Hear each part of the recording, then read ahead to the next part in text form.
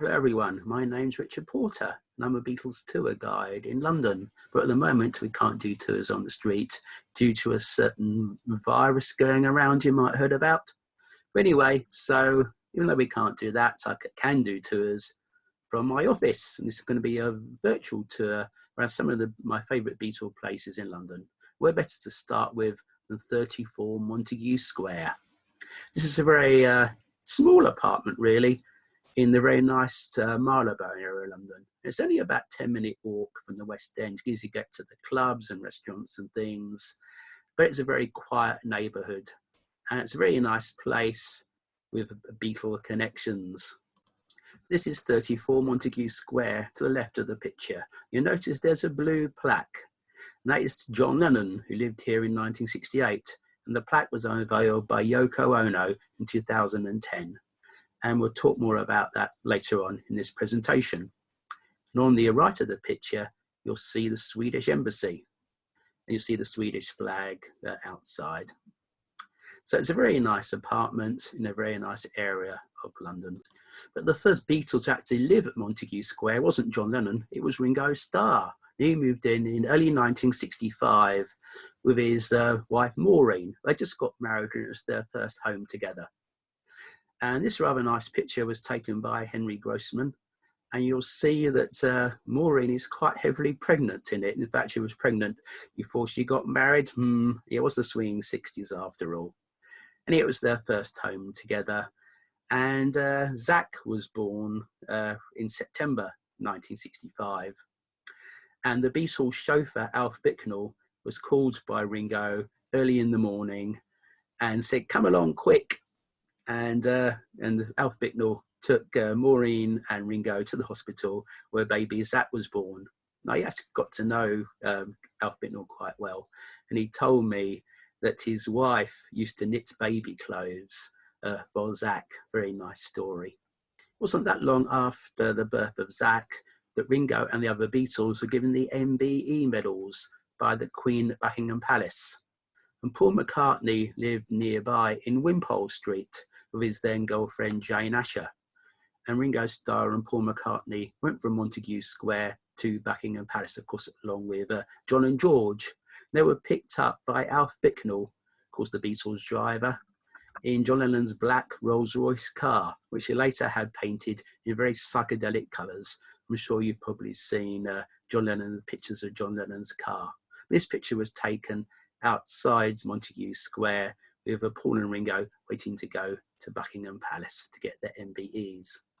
Ringo and family, though, didn't stay at Montagu Square for very long after the birth of Zach, because they bought a house called Sunny Heights in Weybridge, St George's Hill, Weybridge, very close actually to where John Lennon lived. And it wasn't that far away also from where George Harrison lived, in a place called Kinfauns in Esher. So had three Beatles close to each other, about 40 miles outside of London. Only Paul McCartney at the time lived in London itself. He stayed with the Asher family still in Wimpole Street. But Ringo kept hold of the apartment after he moved out. And for a while, the basement was actually used as a recording studio, which Paul McCartney had a hand in setting up, and also used to actually write part of Eleanor Rigby was written in the recording studio. The studio was run actually by a guy called Ian Somerville, who was the former lover of William Burroughs. William Burroughs did experimental tapes in the studio as well. But the studio didn't last too long. And then later, Ringo Starr let the apartment to Chas Chandler, the former bass player at the Animals.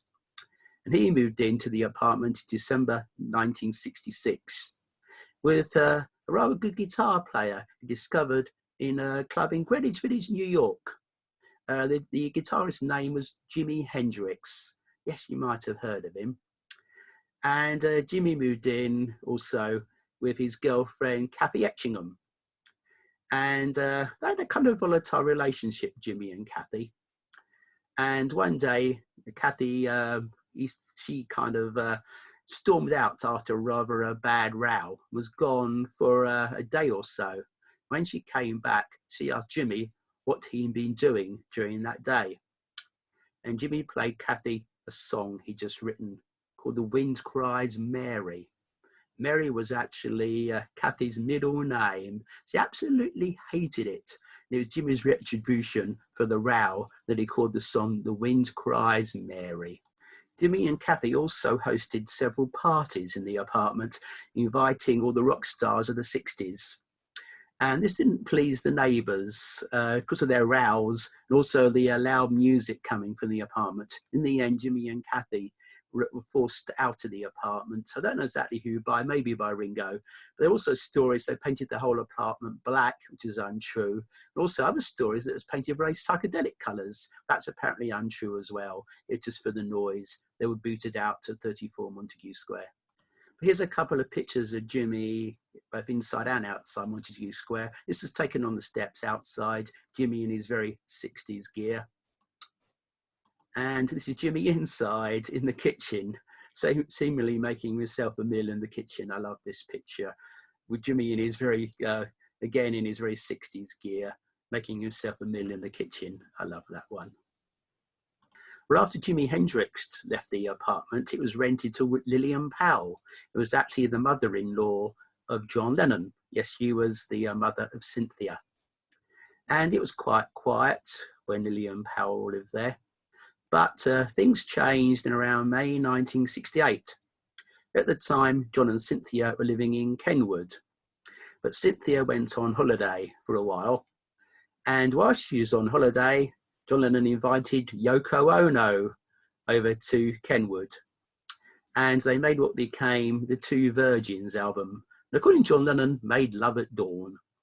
And it's early the next morning, Cynthia came back earlier from holiday and discovered John and Yoko together in bed. And she stormed out of the house and for a while actually moved in with Lillian Powell, her mother, at 34 Montagu Square.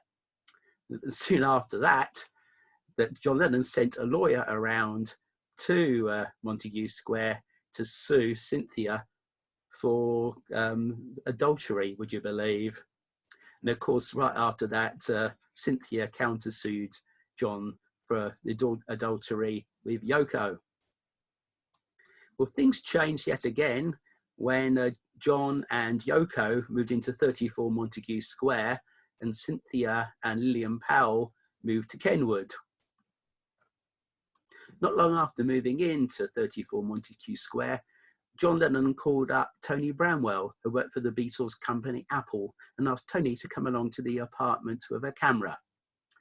And Tony thought he was going to be taking pictures of John and Yoko, but told to leave the camera behind, come back a few hours later, collect the camera, and get the film developed. Let's just say that Tony was rather surprised when he saw what was on the film. It was John and Yoko completely stark naked. Yes, it was this rather as the cover of Two Virgins.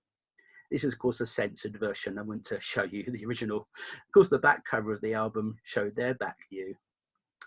And let's just say that Joseph Lockwood, head of EMI Records, was rather shocked when he saw the album cover. As was Paul McCartney, who's very much the PR man of the Beatles. And Joseph Lockwood invited John and Yoko over to a meeting at his offices, and Paul McCartney went along too. When they got there, Sir Joseph Lockwood asked John and Yoko why they were doing this, to which John Lennon said, "This is art. Shocking people is an art form," he said. To which Joseph Lockwood said, "You're doing this for artistic reasons. You at least get two better looking people to appear on your album cover." Then turning towards Paul McCartney said, "Why don't you get Paul to do it? He's far prettier than you are. Or get statues from the park." Well, not surprisingly, there was lots of anger and embarrassment all round. Joseph Lockwood refused to bring out the album with this cover. John Lennon refused to change it. So John had to go to the Who's management team. The album was released on their album, on their record label, Track Records. It was sold in a brown paper bag, so people couldn't see the offending contents inside. Even after the Two Virgins picture was taken, that 8 policemen arrived at Montagu Square with a search warrant to search the place for drugs. Now, apparently John had been tipped off by a journalist friend the police were going to come. He frantically cleaned out the apartment with his best friend and the then personal assistant, Pete Shotton, of any drugs they might have had. So imagine John's shock when the police found a very small quantity of drugs in the apartment.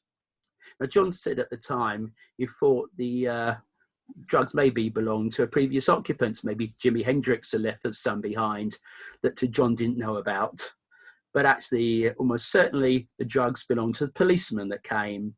Head of the police, the drug squad at the time was the Sergeant Norman Pilcher. And he liked planting drugs on rock stars, didn't like rock stars, he used to plant drugs on them. And this almost certainly happened to John Lennon. Coincidentally, some journalists happened to be outside 34 Montagu Square when John was being arrested. Coincidentally, most certainly, of course, they were tipped off by the police.